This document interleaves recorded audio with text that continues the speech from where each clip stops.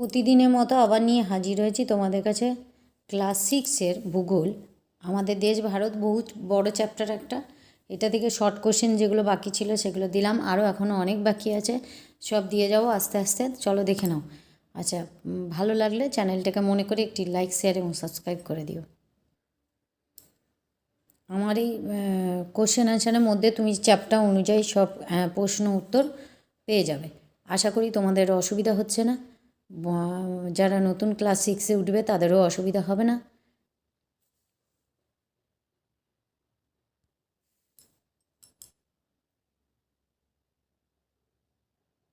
আচ্ছা, প্রথমে একটু আবছা আবছা লাগছে তাই বলে দিচ্ছি। তোর্সা হলো কোন নদীর উপনদী? ব্রহ্মপুত্র।